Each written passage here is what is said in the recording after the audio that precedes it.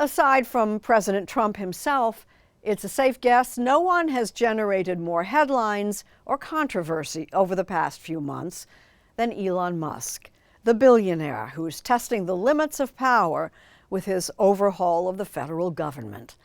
With Robert Costa, we take a closer look. So I just wanted to make a statement. I'm going to buy one. Now, here's the bad news. I'm not allowed to drive. It was a remarkable moment last Tuesday.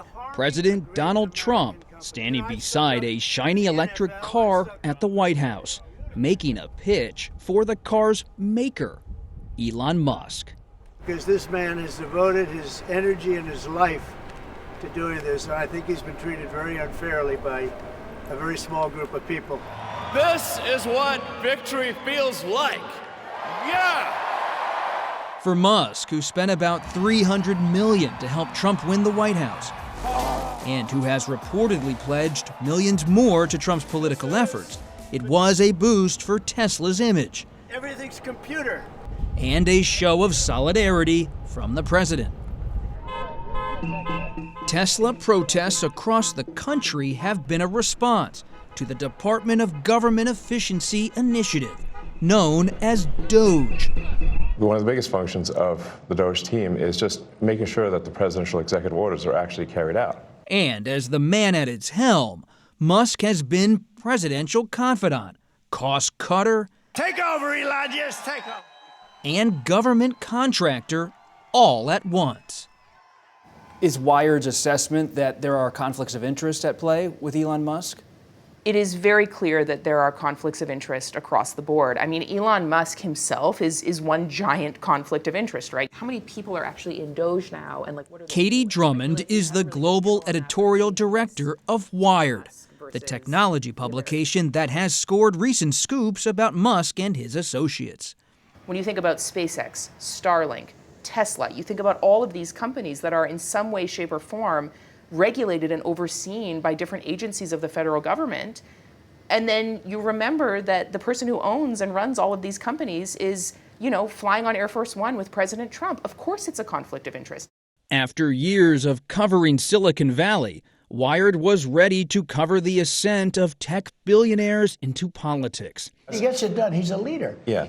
The magazine endorsed Trump's opponent, Vice President Kamala Harris, last year.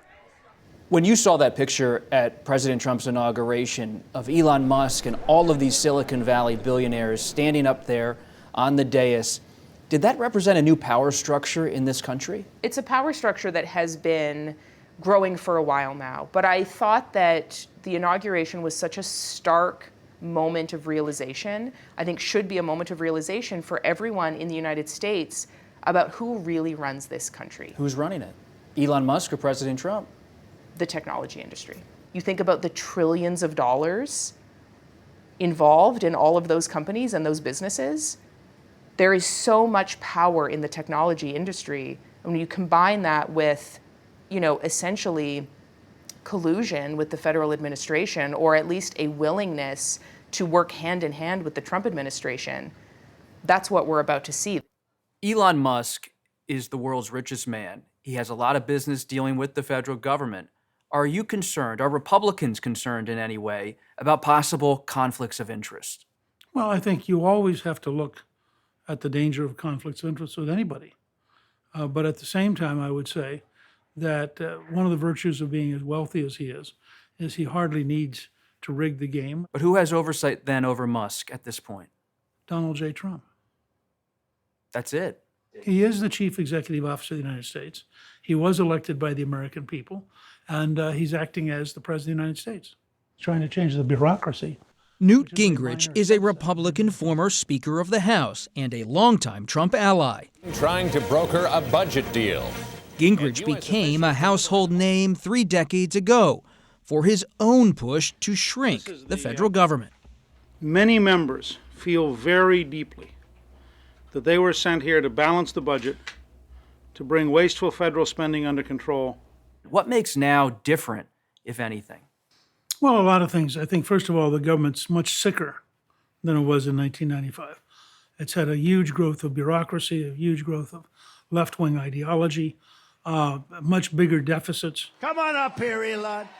Trump has been campaigning for 10 years. He's found in Elon Musk the kind of person who has the drive, the toughness, the intelligence to really fundamentally take on the deep state and change it in ways that would normally be unthinkable. These are tough decisions. In the 1990s, Gingrich pressured the Democratic Clinton administration to embrace conservative budget cuts. But in the Clinton era, most reforms came only after months of deliberation and congressional action, in stark contrast to what's happening today. So nobody's going to bat 1,000. I mean, we will make mistakes, but we'll act quickly to correct any mistakes. What happens if people get hurt, if the government's not functioning? Let's be clear. Some people are going to get hurt. Let's be honest. What do you mean? I mean that there'll be some people laid off that probably shouldn't have been.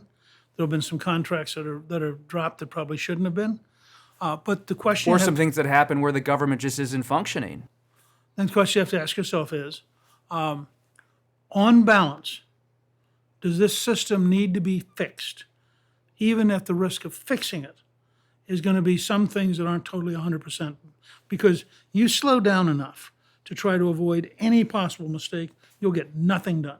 You can't just start lopping off whole, categories. Why not? If some American's watching this and says, just tip over the table of government.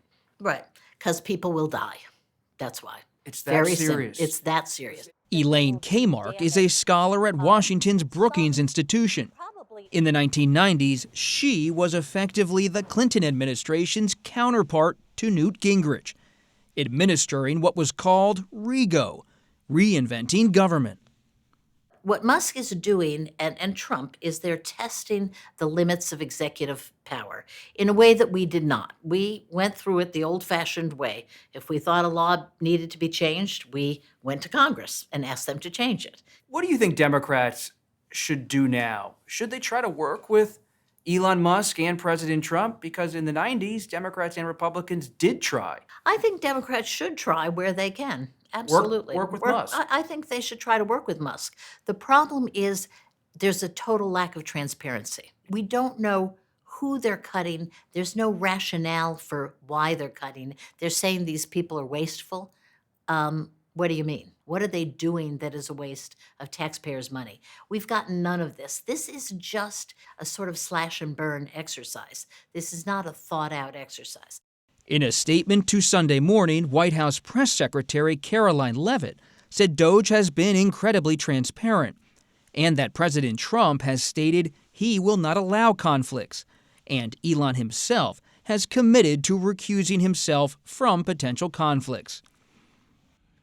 But Katie Drummond of Wired says concerns about Musk are not going away, and Elon Musk, for now, remains empowered. But there's no turning back, you're saying? I'm just here trying to make government more efficient.